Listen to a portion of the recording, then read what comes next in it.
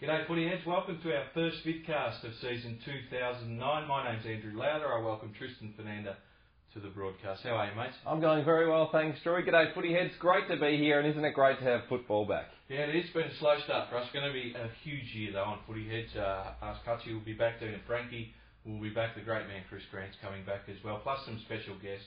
We'll have it all here, all the footy news for you, because footy never sleeps at footy heads. Been a one round gone. Did you find out anything that you didn't think you know before last Thursday? Probably not. I expected a bit more of Fremantle. I thought the Bulldogs were sensational. They played running football like I haven't seen it played in a long, long time, Drewy. Another team let a lot of people down were the Tigers, and they were bitterly disappointing, it has to be said, against the Blues. So much was made of that game.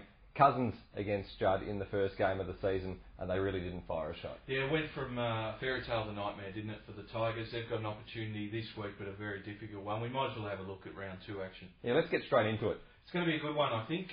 Tonight, Adelaide take on St Kilda.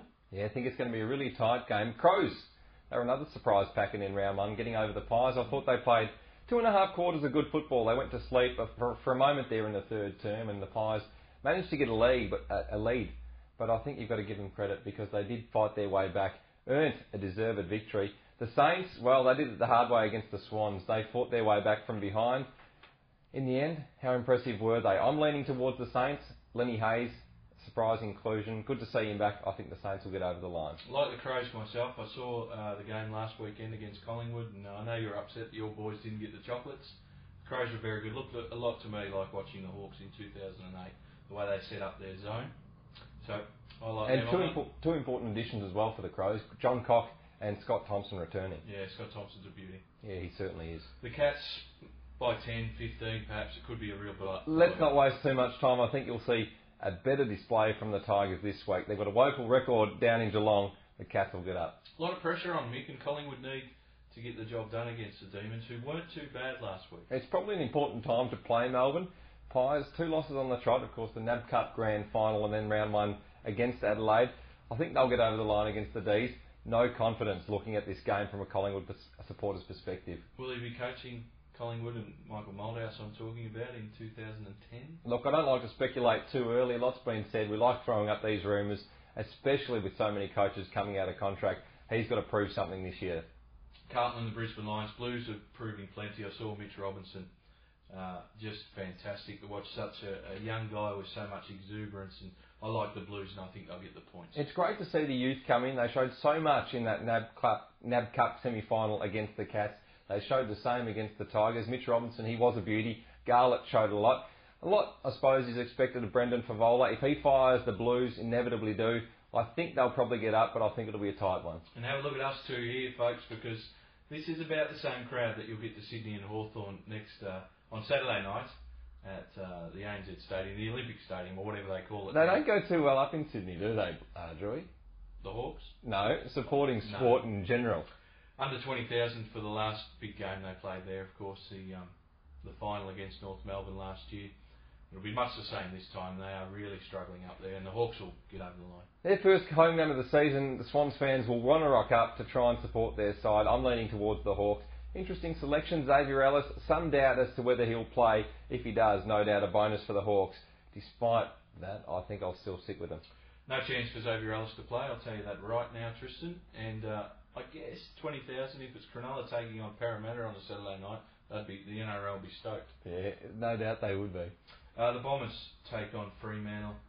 Yeah, I think this is a tough match. Some people say flip of the coin job.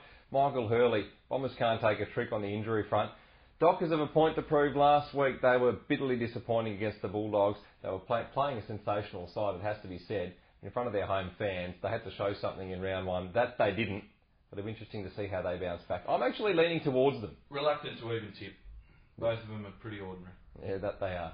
Western Bulldogs take on North Melbourne. Best game of the round for mine. I like the Bulldogs, like you said earlier. They were sensational in round 1.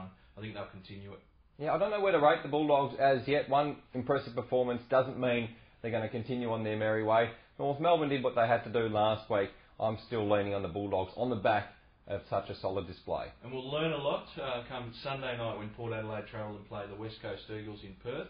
I think we'll learn a lot about the Port Power team. Yeah, we certainly will find out whether Port are the real deal this season. Big loss for them, Dean Brogan. He has to spend one match on the sidelines after an off-the-ball incident with Andrew Lovett. They have to contain the twin towers of Seavey and Cox. I think that's going to be a task for the Power.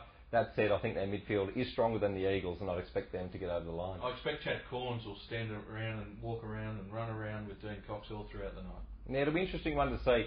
Mark Williams has suggested Toby Thurston's might get a role in the ruck at some stage, but I think Corns looks a logical man. Dean Cox, so mobile, covers a lot of the ground.